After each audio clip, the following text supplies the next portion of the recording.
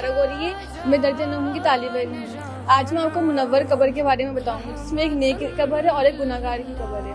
तो मरने के बाद जब मुर्दे को दफन किया जाता है, दफन करने के बाद 40 कदम चलते हैं कि मुनकर नकीर मुर्दे के पास आ जाते हैं।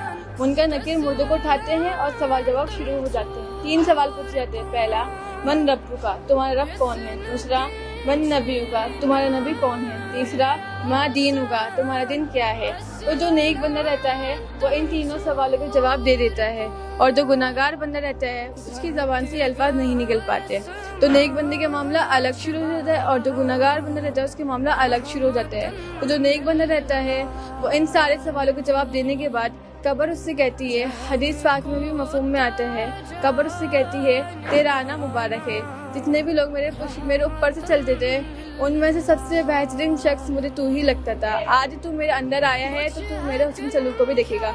कब्र उसके लिए हर निगाह तक वसी व कुशादा हो जाती है। जहाँ तक मुर्दे की निगाह जाती है वहाँ तक उसे अपनी कब्र फैली हुई नजर आती है। उसके लिए जन्नत की खिड़कियाँ भी खोल दी जाती हैं, जन्नत का बिछोना भी बिछा दिया जाता है और जन्नत का लिबास भी पहना दिया जाता है, और ये सुकून और आराम से क़यामत तक सोता रहेगा। So here is a bed grave in our model.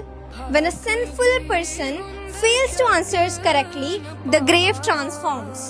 It becomes narrow and tight. It is dark and gloomy.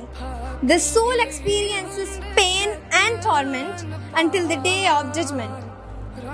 और जहाँ तक गुनाहगार बंदे की बात है, गुनाहगार बंदे सब इनके सवाल पूछे जाते हैं तो वो कहते हैं, हाय मुझे नहीं पता, हाय मुझे नहीं पता, हाय मुझे नहीं पता, और उसके ऊपर अजाब शुरू हो जाता है। कब्र उसके लिए इतनी तंग हो जाती है कि एक हाथ की उंगली को दूसरा हाथ की उंगली में डालना, उसकी पसलियाँ आपस में मिल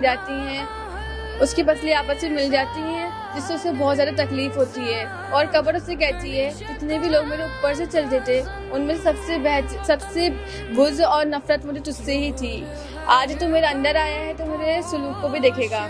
और उसके लिए एक अज़्ज़ा भी मुसल्लत कर दिया जाता है, जो उसे एक बार डसता है तो 70 हाथ ज़मीन के नीचे चला जाता है, और ये अज़ाब उसके ऊपर क़यामत तक चलता रहेगा।